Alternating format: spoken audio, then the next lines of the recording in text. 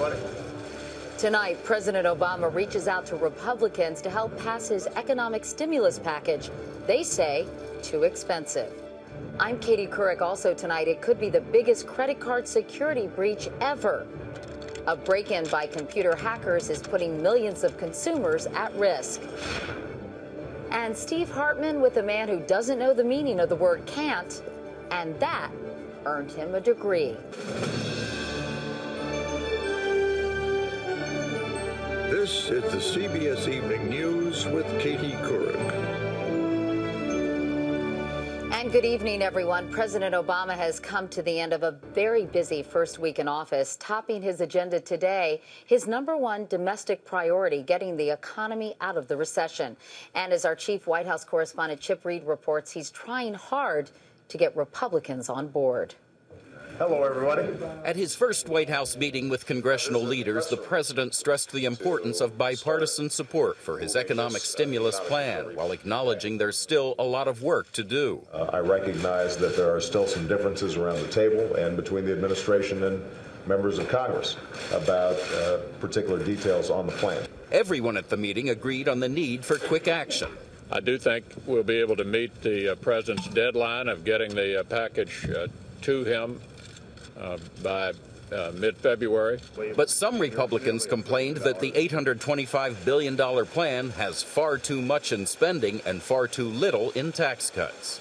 Lowering tax rates and allowing people to keep more of what they earn will allow them to spend that money, invest that money, or save it, all of which are good for the economy. The president told Republicans he's open to the possibility of more tax cuts for small business. But when Republicans criticized tax refunds for people who don't pay taxes, sources in the meeting say the president said, quote, "I won," referring to the election and making clear he's sticking with that part of the plan. Meanwhile, the president overturned yet another Bush administration policy today by executive order, this one on abortion, ending the ban on federal funding for international organizations that perform the procedure or do abortion counseling. But Mr. Obama continued another controversial Bush administration policy, allowing 2 missile strikes inside Pakistan that killed at least 1 al-Qaeda operative. The strikes come just 1 day after Mr. Obama overturned a number of other Bush administration anti-terror policies, including his decision to close the prison at Guantanamo Bay. Government sources confirmed the missile strikes, but the White House was tight-lipped.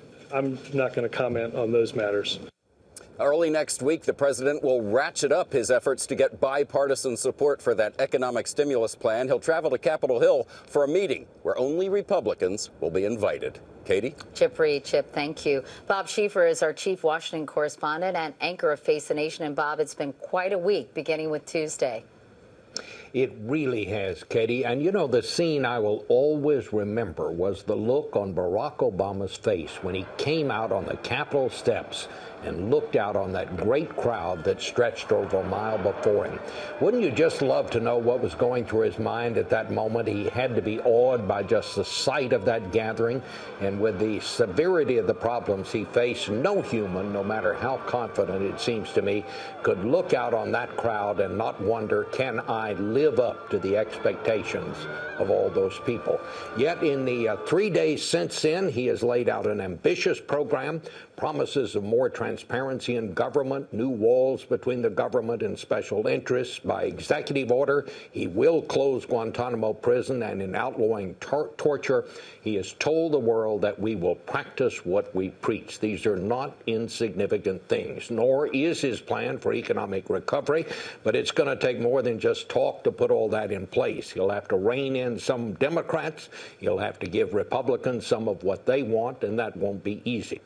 But I think, Katie, the huge crowds that came to Washington have changed the tone here. If he can take advantage of that, I think he has a real chance to get some of this done. I think he's off to a very good start. All right. Bob Schieffer. Bob, thank you. And this Sunday on Face the Nation, Bob will have the first exclusive interview with Joe Biden since he became vice president. President Obama telephoned New York Congresswoman Kirsten Gillibrand today to congratulate her. Governor David Paterson had just named her to fill the U.S. Senate seat vacated by Hillary Clinton yesterday when she became Secretary of State. Gillibrand is little known outside her upstate New York district and has just started her second term in the House. Alleged attempts by Illinois Governor Rod Blagojevich to sell President Obama's U.S. Senate seat got him impeached. Today, the governor's lead criminal defense attorney said he's resigning because Blagojevich is not listening to him. And a federal judge said state lawmakers will get to listen to the governor on FBI wiretaps as he goes on trial in the state Senate. At his latest colorful news conference, Blagojevich portrayed that trial as a sham. Dean Reynolds was there. Perhaps days from being turned out of office, Governor Blagojevich is arguing that he's being railroaded. I'm not even getting a fair trial. They're just hanging me. In the midst of a public relations blitz, Blagojevich likened himself to a cowboy wrongly accused of horse stealing. One of the cowboys said, let's hang him. And the other cowboy said, hold on, before we hang him, let's first give him a fair trial. Then we'll hang him. And he suggested Illinois voters would sorely miss him. I'm saying that if I'm removed from office, there's a whopping huge tax increase coming on the people of Illinois before summer. The state Senate takes up the case on Monday against a backdrop of the governor's arrest last month for allegedly trying to sell Barack Obama's Senate seat to the highest bidder and shaking down contractors for campaign donations.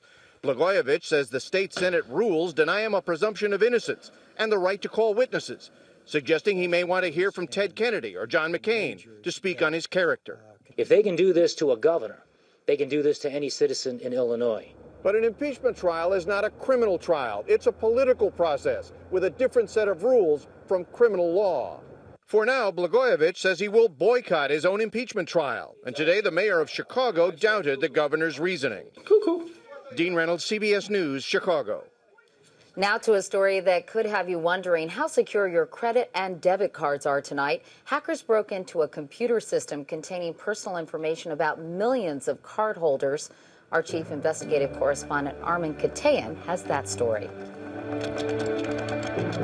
The cyber thieves went straight to the heart of one of the biggest and most respected credit and debit card processing companies in the country, Heartland Payment Systems of Princeton, New Jersey. It could be the largest breach ever. It would dwarf the largest prior breach. Sources tell CBS News that hackers cracked Heartland's computers as far back as May of last year. But it wasn't until last week, after being alerted to suspicious activity by Visa and MasterCard, that the company uncovered malicious software in its system.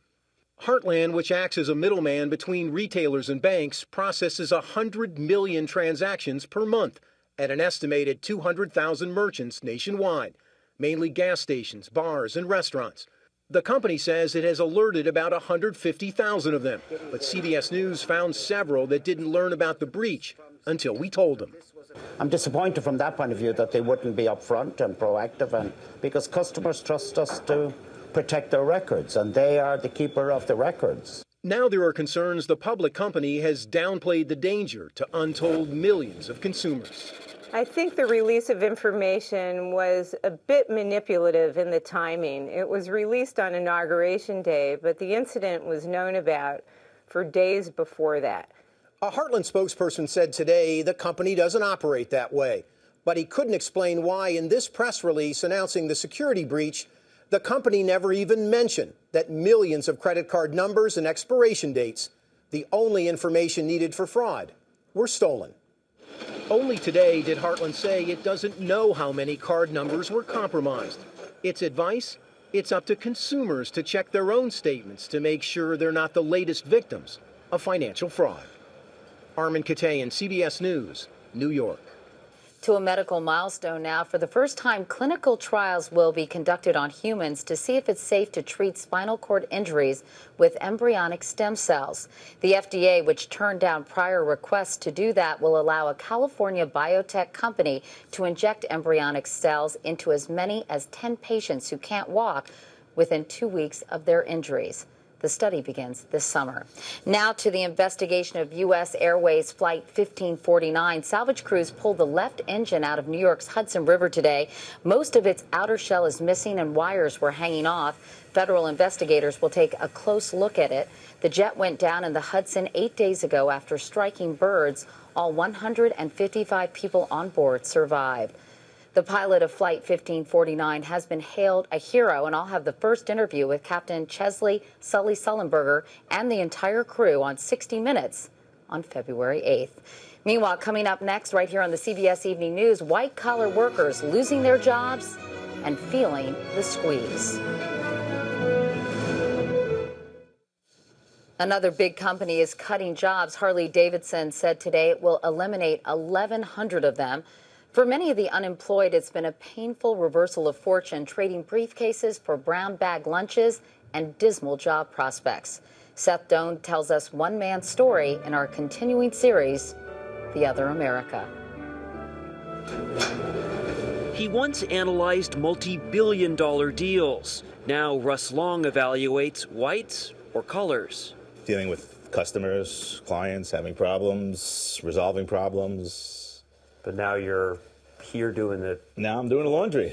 88,000 finance and insurance jobs have vanished since April, like Russ's. For 21 years, he worked at Standard & Poor's, most recently in mortgage-backed securities, at the very center of the meltdown. I'd like to think that there were mistakes made, but I don't think I took down the economy single-handedly. The good years were really good. A sprawling suburban New Jersey home, Need help with anything? and the chance for wife Laura to be a full-time mom. Now there's uncertainty everywhere. Do I stay home all day with him? Is he going to be depressed if I don't stay home? Should I go and do my stuff? Did you worry about that, him being depressed? I did worry about it. Yeah, I worried about it a lot because I just felt like, that was his livelihood. Along with his livelihood, Russ's severance is almost gone too. So Laura now trudges off to work as a surgical nurse, making a fraction of what he did. Russ admits it's all very deflating. Driving the carpool, doing the dishes, and wondering when he'll be the provider again. In all, how many jobs do you think you've sent your resume to, applied to? Yeah, probably a couple of hundred. Wow. How many interviews have you had? Maybe 5 or 6. Internet postings are almost a total and complete waste of time. Matt Budd heads a group that coaches white-collar workers just like Russ. I'm now looking for CFO, COO, or CEO opportunities. He says in-person networking is the key. 4 out of 5 jobs are found that way. It's an opportunity for each of you to practice your elevator speech. In meetings across the country, Budd's group teaches the fine art of the elevator speech. If you think about going down an elevator, you've got about 90 seconds, where you just have a brief amount of time to tell people what it is you do. To sell yourself. To sell yourself. But it's a buyer's market. At this New York job fair, 2,400 people swarmed recruiters trying to sell themselves, 4 times more than the year before. The average job search drags on for more than 4 months now. My wife is actually looking at... For Russ, it's 9 months and counting. Missing the camaraderie as much as the work itself, he regularly meets up with other out-of-work execs. I had a 13-year-old shovel the driveway last week, so he brought some money into the house. I was happy about that. Hopefully I'll look back at it and with fond memories of a time that I had to be closer to my family. But, right now there are economic situations that cause me concern. Another American just trying to sort out their future. Seth Doan, CBS News, New York. And in Ohio, an entire town is hurting. About 12,000 people live in Wilmington, Ohio. Since 1980, 2/3 worked at the local airstrip, but delivery giant DHL says it has no future there. 3,000 workers have been laid off. Scott Pelley of 60 Minutes reports those who are working in Wilmington are making some hard choices. You start stocking up on groceries. You buy an extra can of soup or something, or toilet paper, packaged toilet paper, peanut butter, and stuff that you can stock in your cabinets and stuff in your freezer. You've been building a stockpile of food. Yes. So you just have to start doing, and you do without things, and your son drops out of college early. You just do what you have to do. He dropped out of college? Yeah, we had that. We had to pull him. He didn't go the fall and winter sessions this year. We don't have the money. Did you go to college? No. Your husband? No.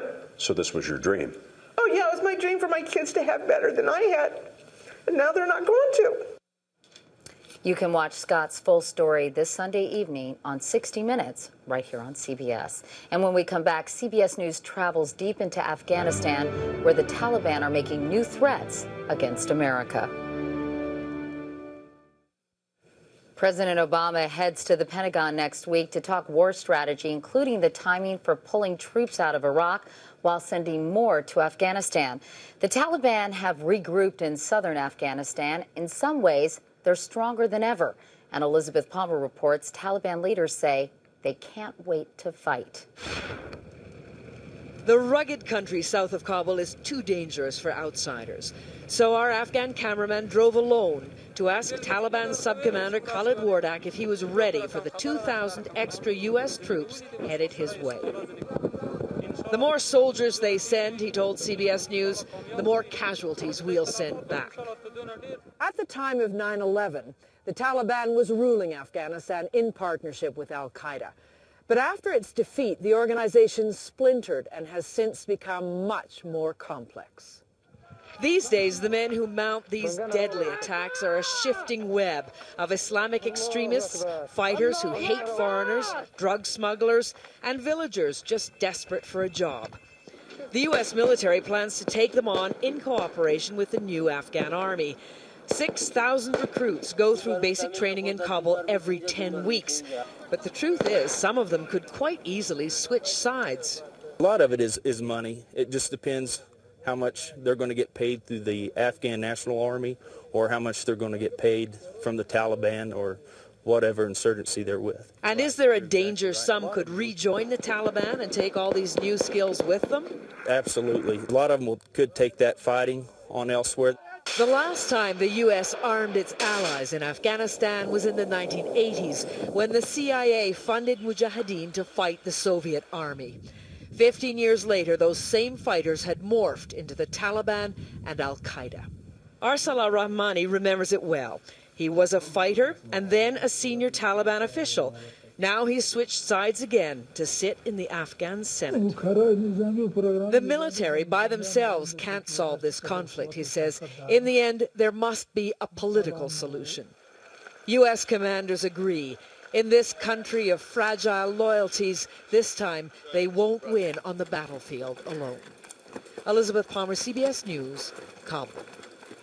And still ahead, it took him nearly 80 years, but he did it. His story in Steve Hartman's Assignment America.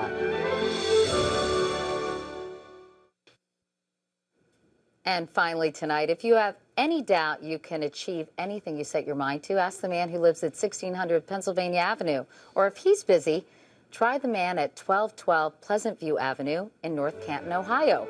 Steve Hartman did for Assignment America. I can't say it enough how much the guy in this house hates hearing can't.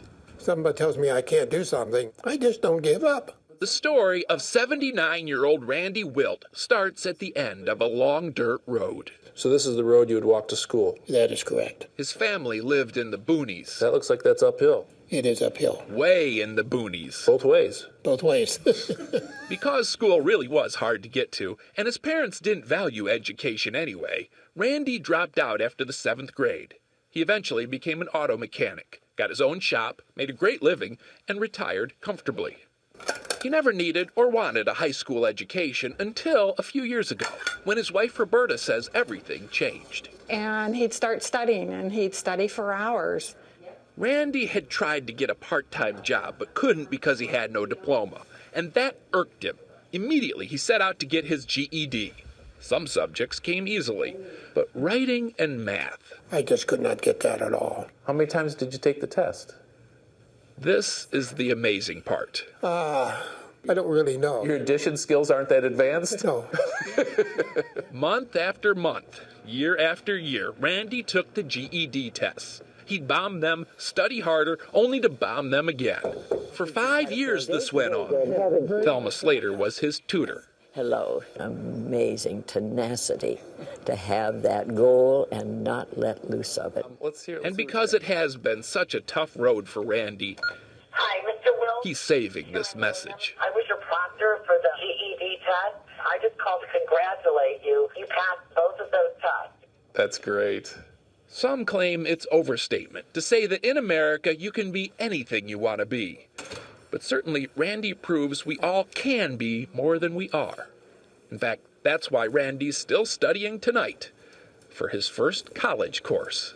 how much farther can I go? I don't know, You know what I should do? I should tell you can't graduate from college. Why can't I? Yeah. Don't tell me I can't.